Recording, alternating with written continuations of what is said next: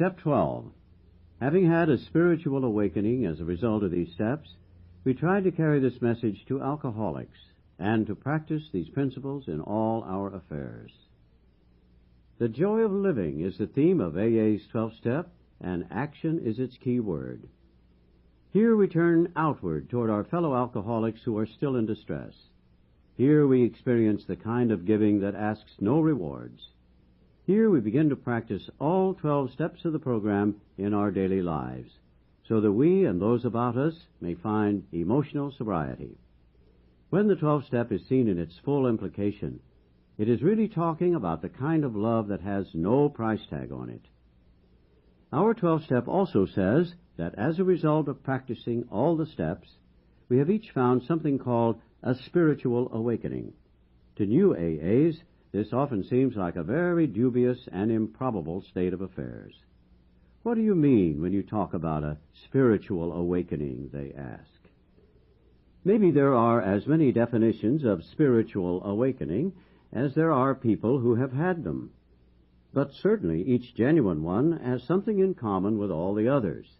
And these things which they have in common are not too hard to understand. When a man or woman has a spiritual awakening, the most important meaning of it is that he has now become able to do, feel, and believe that which he could not do before on his unaided strength and resources alone. He has been granted a gift which amounts to a new state of consciousness and being. He has been set on a path which tells him he is really going somewhere, that life is not a dead end, not something to be endured or mastered. In a very real sense, he has been transformed, because he has laid hold of a source of strength which, in one way or another, he had hitherto denied himself. He finds himself in possession of a degree of honesty, tolerance, unselfishness, peace of mind, and love of which he had thought himself quite incapable. What he has received is a free gift, and yet usually, at least in some small part, he has made himself ready to receive it. AA's manner of making ready to receive this gift lies in the practice of the 12 steps in our program. So let's consider briefly what we have been trying to do up to this point. Step 1 showed us an amazing paradox. We found that we were totally unable to be rid of the alcohol obsession until we first admitted that we were powerless over it. In Step 2, we saw that since we could not restore ourselves to sanity, some higher power must necessarily do so if we were to survive. Consequently, in Step 3, we turned our will and our lives over to the care of God as we understood Him. For the time being, we who were atheist or agnostic discovered that our own group, or AA as a whole, would suffice as a higher power. Beginning with Step 4, we commenced to search out the things in ourselves which had brought us to physical, moral, and spiritual bankruptcy. We made a searching and fearless moral inventory. Looking at Step 5, we decided that an inventory taken alone wouldn't be enough. We knew we would have to quit the deadly business of living alone with our conflicts, and in honesty confide these to God and another human being. At Step 6, many of us balked, for the practical reason that we did not wish to have all our defects of character removed, because we still loved some of them too much. Yet we knew we had to make a settlement with the fundamental principle of Step 6. So we decided that while we still had some flaws of character that we could not yet relinquish, we ought nevertheless to quit our stubborn, rebellious hanging on to them. We said to ourselves, "This I cannot do today, perhaps, but I can stop crying out, 'No, never.'" Then, in Step 7, we humbly asked God to remove our shortcomings, such as He could or would, under the conditions of the day we asked. In Step 8, we continued our house cleaning, for we saw that we were not only in conflict with ourselves, but also with people and situations in the world in which we lived. We had to begin to make our peace, and so we listed the people we had harmed and became willing to set things right. We followed this up in Step 9, by making direct amends to those concerned except when it would injure them or other people. By this time, at Step 10, we had begun to get a basis for daily living, and we keenly realized that we would need to continue taking personal inventory, and that when we were in the wrong, we ought to admit it promptly. In Step 11, we saw that if a higher power had restored us to sanity and had enabled us to live with some peace of mind in a sorely troubled world, then such a higher power was worth knowing better by as direct contact as possible.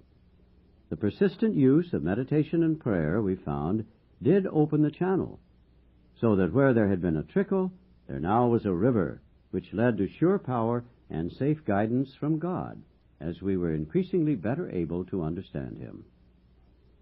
So, practicing these steps, we had a spiritual awakening about which finally there was no question. Looking at those who were only beginning and still doubted themselves, the rest of us were able to see the change setting in. From great numbers of such experiences, we could predict that the doubter who still claimed that he hadn't got the spiritual angle and who still considered his well-loved AA group the higher power would presently love God and call Him by name. Now, what about the rest of the 12th step? The wonderful energy it releases and the eager action by which it carries our message to the next suffering alcoholic, and which finally translates the 12 steps into action upon all our affairs, is the payoff, the magnificent reality of Alcoholics Anonymous. Even the newest of newcomers finds undreamed rewards as he tries to help his brother alcoholic, the one who is even blinder than he. This is indeed the kind of giving that actually demands nothing. He does not expect his brother sufferer to pay him or even to love him. And then he discovers that by the divine paradox of this kind of giving, he has found his own reward, whether his brother has yet received anything or not. His own character may still be gravely defective, but he somehow knows that God has enabled him to make a mighty beginning, and he senses that he stands at the edge of new mysteries, joys, and experiences of which he had never even dreamed. Practically every AA member declares that no satisfaction has been deeper and no joy greater than in a 12-step job well done. To watch the eyes of men and women open with wonder as they move from darkness into light, to see their lives quickly fill with new purpose and meaning, to see whole families reassembled, to see the alcoholic outcast received back into his community in full citizenship, and above all, to watch these people awaken to the presence of a loving God in their lives. These things are the substance of what we receive as we carry AA's message to the next alcoholic. Nor is this the only kind of 12-step work. We sit in AA meetings and listen, not only to receive something ourselves, but to give the reassurance and support which our presence can bring. If our turn comes to speak at a meeting, we again try to carry AA's message. Whether our audience is one or many, it is still 12-step work. There are many opportunities, even for those of us who feel unable to speak at meetings or who are so situated that we cannot do much face-to-face 12-step work. We can be the ones who take on the unspectacular but important tasks that make good 12-step work possible.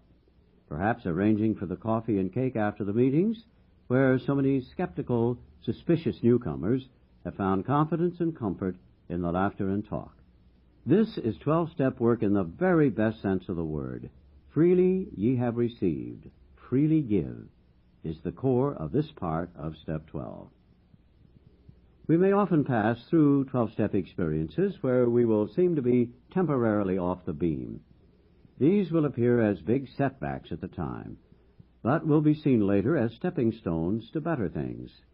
For example, we may set our hearts on getting a particular person sobered up, and after doing all we can for months, we see him relapse. Perhaps this will happen in a succession of cases, and we may be deeply discouraged as to our ability to carry AA's message. Or we may encounter the reverse situation, in which we are highly elated because we seem to have been successful. Here the temptation is to become rather possessive of these newcomers, Perhaps we try to give them advice about their affairs which we aren't really competent to give or ought not give at all. Then we are hurt and confused when the advice is rejected or when it is accepted and brings still greater confusion.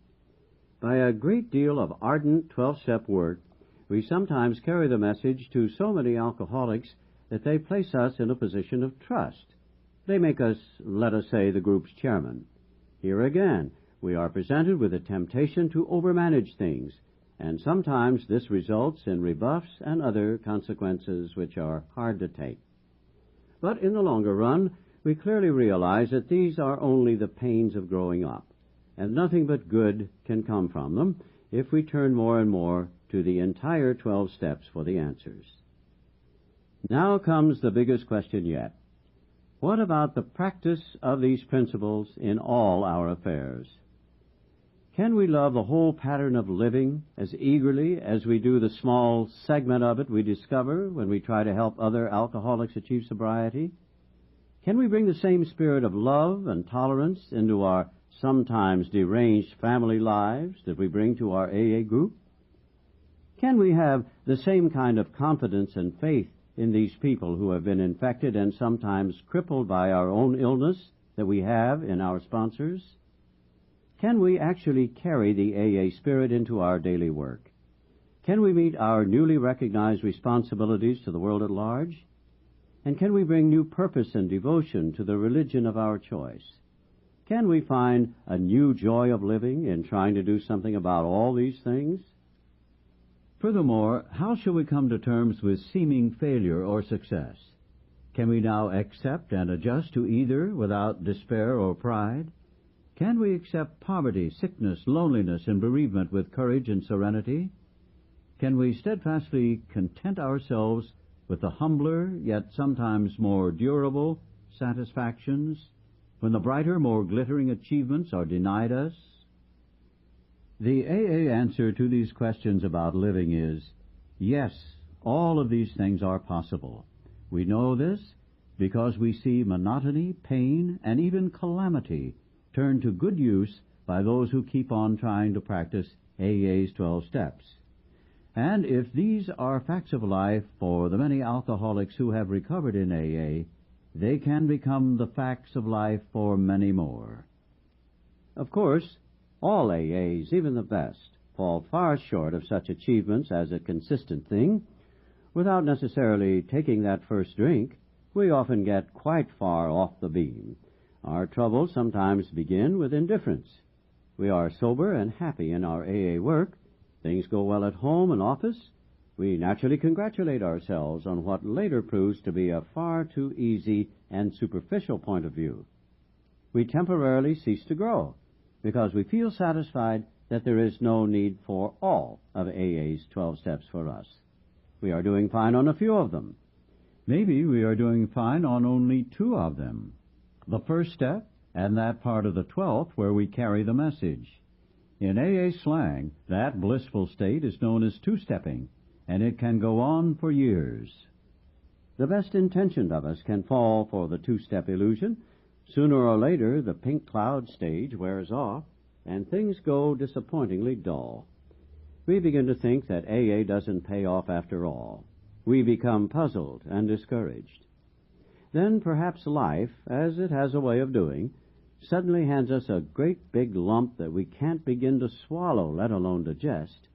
We fail to get a work-for promotion. We lose that good job. Maybe there are serious domestic or romantic difficulties, or perhaps that boy we thought God was looking after becomes a military casualty. What then? Have we alcoholics in AA got, or can we get, the resources to meet these calamities which come to so many? These were problems of life which we could never face up to. Can we now, with the help of God as we understand Him, handle them as well and as bravely as our non-alcoholic friends often do? Can we transform these calamities into assets, sources of growth and comfort to ourselves and those about us? Well, we surely have a chance if we switch from 2-stepping to 12-stepping. If we are willing to receive that grace of God which can sustain and strengthen us in any catastrophe. Our basic troubles are the same as everyone else's. But when an honest effort is made to practice these principles in all our affairs, well-grounded AAs seem to have the ability, by God's grace, to take these troubles in stride and turn them into demonstrations of faith. We have seen AAs suffer lingering and fatal illness with little complaint, and often in good cheer. We have sometimes seen families broken apart by misunderstanding, tensions, or actual infidelity, who are reunited by the AA way of life. Though the earning power of most AAs is relatively high, we have some members who never seem to get on their feet money-wise, and still others who encounter heavy financial reverses. Ordinarily, we see these situations met with fortitude and faith. Like most people, we have found that we can take our big lumps as they come. But also, like others, we often discover a greater challenge in the lesser and more continuous problems of life. Our answer is in still more spiritual development.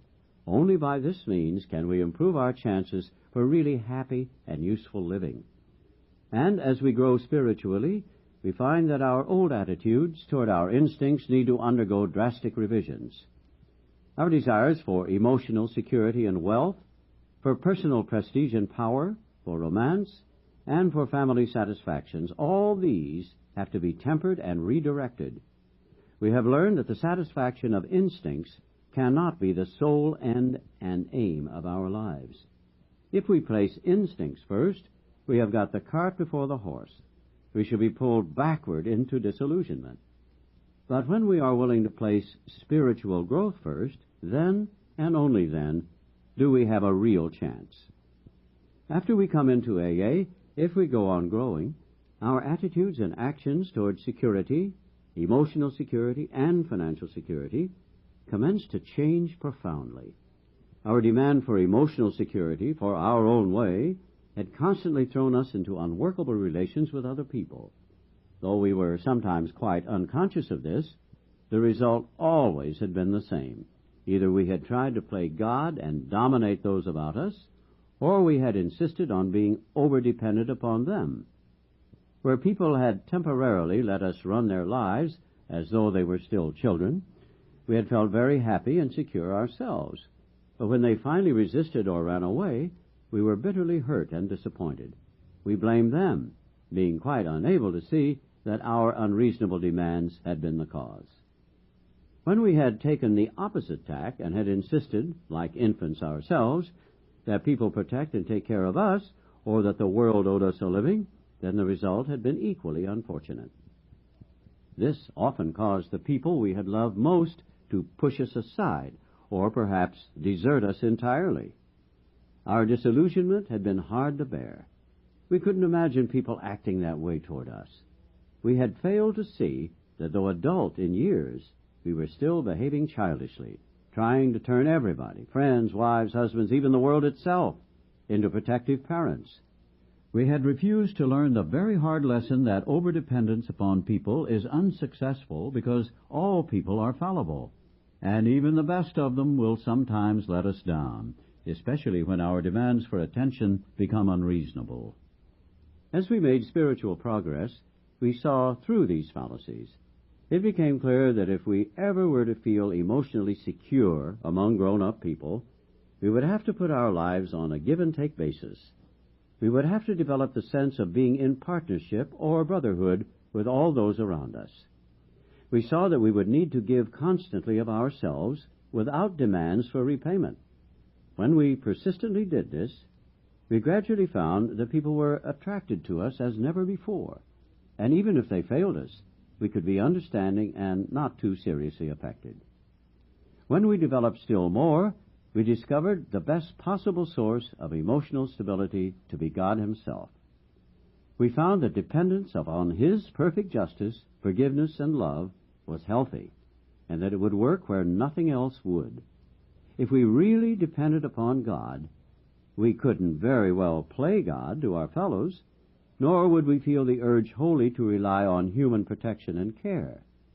These were the new attitudes that finally brought many of us an inner strength and peace that could not be deeply shaken by the shortcomings of others or by any calamity not of our own making. This new outlook was, we learned, something especially necessary to us alcoholics. For alcoholism had been a lonely business, even though we had been surrounded by people who loved us. But when self-will had driven everybody away and our isolation had become complete, it caused us to play the big shot in cheap bar rooms and then fare forth alone on the street to depend upon the charity of passers-by. We were still trying to find emotional security by being dominating or dependent upon others. Even when our fortunes had not ebbed that much, and we nevertheless found ourselves alone in the world, we still vainly tried to be secure by some unhealthy kind of domination or dependence. For those of us who were like that, AA had a very special meaning. Through it, we begin to learn right relations with people who understand us. We don't have to be alone anymore. Most married folks in AA have very happy homes. To a surprising extent, AA has offset the damage to family life brought about by years of alcoholism. But, just like all other societies, we do have sex and marital problems, and sometimes they are distressingly acute. Permanent marriage breakups and separations, however, are unusual in AA. Our main problem is not how we are to stay married, it is how to be more happily married by eliminating the severe emotional twists that have so often stemmed from alcoholism. Nearly every sound human being experiences at some time in life a compelling desire to find a mate of the opposite sex with whom the fullest possible union can be made, spiritual, mental, emotional, and physical. This mighty urge is the root of great human accomplishments, a creative energy that deeply influences our lives.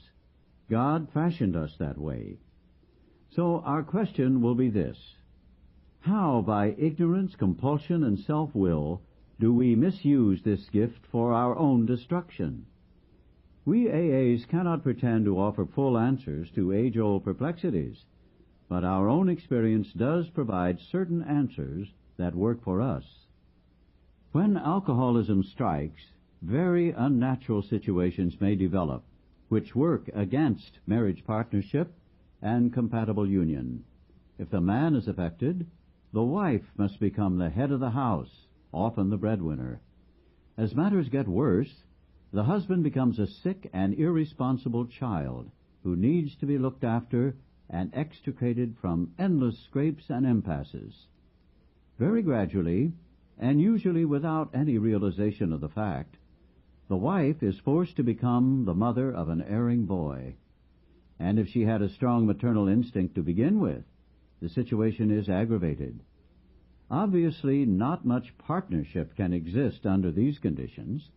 The wife usually goes on doing the best she knows how, but meanwhile the alcoholic alternately loves and hates her maternal care. A pattern is thereby established that may take a lot of undoing later on. Nevertheless, under the influence of AA's 12 steps, these situations are often set right. Here there is a footnote which reads, in adapted form, the steps are also used by Al-Anon family groups. Not a part of AA, this worldwide fellowship consists of spouses and other relatives or friends of alcoholics in AA or still drinking. Its headquarters address is Box 182, Madison Square Station, New York, New York, 10010. And now returning to the text. When the distortion has been great, however, a long period of patient striving may be necessary. After the husband joins AA, the wife may become discontented, even highly resentful that Alcoholics Anonymous has done the very thing that all her years of devotion had failed to do. Her husband may become so wrapped up in AA and his new friends that he's inconsiderately away from home, more than when he drank. Seeing her unhappiness, he recommends AA's 12 steps and tries to teach her how to live. She naturally feels that for years she has made a far better job of living than he has. Both of them blame each other and ask when their marriage is ever going to be happy again. They may even begin to suspect It had never been any good in the first place. Compatibility, of course, can be so impossibly damaged that a separation may be necessary. But those cases are the unusual ones. The alcoholic, realizing what his wife has endured, and now fully understanding how much he himself did to damage her and his children, nearly always takes up his marriage responsibilities with a willingness to repair what he can and to accept what he can't. He persistently tries all of AA's 12 steps in his home, often with fine results.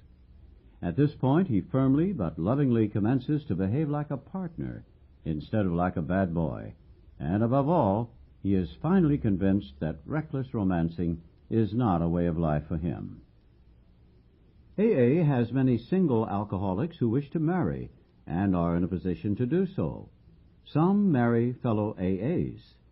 How do they come out? On the whole, these marriages are very good ones. Their common suffering as drinkers, their common interest in AA and spiritual things, often enhance such unions. It is only where boy meets girl on AA campus and love follows at first sight that difficulties may develop. The prospective partners need to be solid AAs and long enough acquainted to know that their compatibility at spiritual, mental, and emotional levels is a fact and not wishful thinking. They need to be as sure as possible that no deep-lying emotional handicap in either will be likely to rise up under later pressures to cripple them. The considerations are equally true and important for the AAs who marry outside AA. With clear understanding and right grown-up attitudes, very happy results do follow. And what can be said of many AA members who, for a variety of reasons, cannot have a family life? At first, many of these feel lonely, hurt, and left out as they witness so much domestic happiness about them. If they cannot have this kind of happiness, can AA offer them satisfactions of similar worth and durability? Yes, whenever they try hard to seek them out. Surrounded by so many AA friends, these so-called loners tell us they no longer feel alone. In partnership with others, women and men, they can devote themselves to any number of ideas, people, and constructive projects. Free of marital responsibilities, they can participate in enterprises which would be denied to family men and women. We daily see such members render prodigies of service and receive great joys in return. Where the possession of money and material things was concerned, our outlook underwent the same revolutionary change. With a few exceptions, all of us had been spendthrifts. We threw money about in every direction with the purpose of pleasing ourselves and impressing other people. In our drinking time, we acted as if the money supply was inexhaustible, though between binges we would sometimes go to the other extreme and become almost miserly. Without realizing it, we were just accumulating funds for the next spree. Money was the symbol of pleasure and self-importance. When our drinking had become much worse, money was only an urgent requirement which could supply us with the next drink and the temporary comfort of oblivion it brought. Upon entering AA, these attitudes were sharply reversed, often going much too far in the opposite direction. The spectacle of years of waste threw us into panic. There simply wouldn't be time, we thought, to rebuild our shattered fortunes. How could we ever take care of those awful debts, possess a decent home, educate the kids, and set something by for old age? Financial importance was no longer our principal aim. We now clamored for material security. Even when we were well re-established in our business, these terrible fears often continued to haunt us. This made us misers and penny pinchers all over again. Complete financial security we must have, or else. We forgot that most alcoholics in AA have an earning power considerably above average. We forgot the immense goodwill of our brother AAs who were only too eager to help us to better jobs when we deserved them. We forgot the actual or potential financial insecurity of every human being in the world. And worst of all, we forgot God. In money matters, we had faith only in ourselves, and not too much of that. This all meant, of course, that we were still far off balance. When a job still looked like a mere means of getting money rather than an opportunity for service, when the acquisition of money for financial independence looked more important than a right dependence upon God, we were still the victims of unreasonable fears, and these were fears which would make a serene and useful existence at any financial level quite impossible. But as time passed, we found that with the help of AA's 12 steps, we could lose those fears, no matter what our material prospects were. We could cheerfully perform humble labor without worrying about tomorrow. If our circumstances happened to be good, we no longer dreaded a change for the worse, for we had learned that these troubles could be turned into great values. It did not matter too much what our material condition was, but it did matter what our spiritual condition was. Money gradually became our servant and not our master. It became a means of exchanging love and service with those about us. When, with God's help, we calmly accepted our lot, then we found we could live at peace with ourselves and show others who still suffered the same fears that they could get over them too. We found that freedom from fear was more important than freedom from want. Let's here take note of our improved outlook upon the problems of personal importance, power, ambition, and leadership. These were reefs upon which many of us came to shipwreck during our drinking careers. Practically every boy in the United States dreams of becoming our president. He wants to be his country's #1 man. As he gets older and sees the impossibility of this, he can smile good-naturedly at his childhood dream.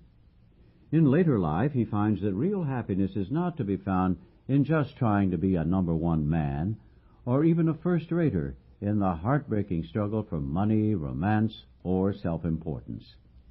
He learns that he can be content as long as he plays well whatever cards life deals him. He's still ambitious, but not absurdly so, because he can now see and accept actual reality.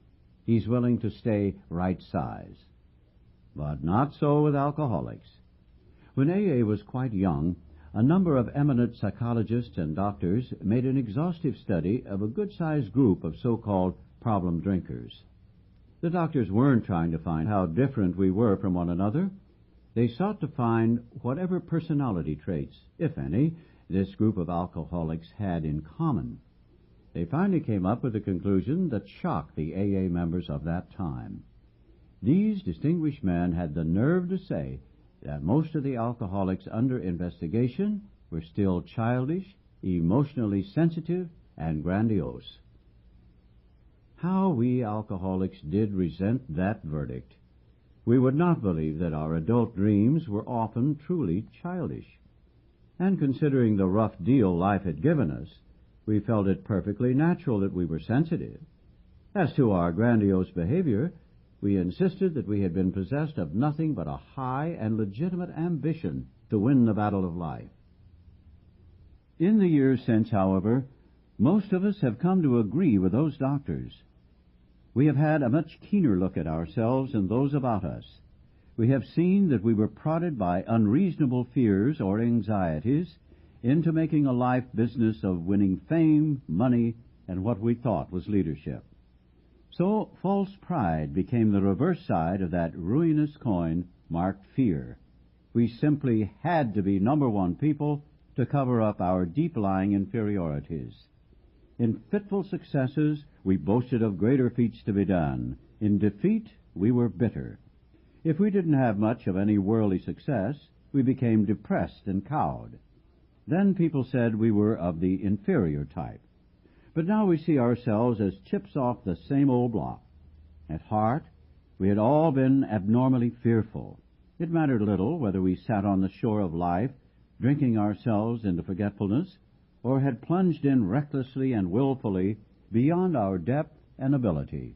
The result was the same. All of us had nearly perished in a sea of alcohol. But today, in well-matured AAs, These distorted drives have been restored to something like their true purpose and direction. We no longer strive to dominate or rule those about us in order to gain self-importance. We no longer seek fame and honor in order to be praised. When, by devoted service to family, friends, business, or community, we attract widespread affection and are sometimes singled out for posts of greater responsibility and trust, we try to be humbly grateful and exert ourselves the more in a spirit of love and service. True leadership, we find, depends upon able example and not upon vain displays of power or glory. Still more wonderful is the feeling that we do not have to be specially distinguished among our fellows in order to be useful and profoundly happy. Not many of us can be leaders of prominence, nor do we wish to be.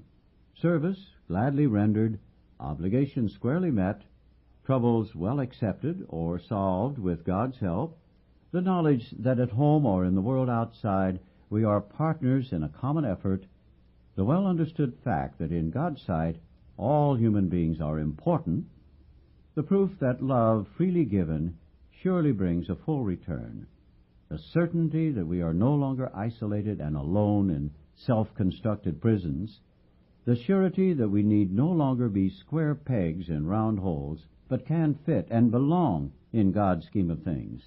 These are the permanent and legitimate satisfactions of right living, for which no amount of pomp and circumstance, no heap of material possessions could possibly be substitutes. True ambition is not what we thought it was. True ambition is the deep desire to live usefully and walk humbly under the grace of God. These little studies of AA's 12 steps now come to a close. We have been considering so many problems that it may appear that AA consists mainly of racking dilemmas and troubleshooting.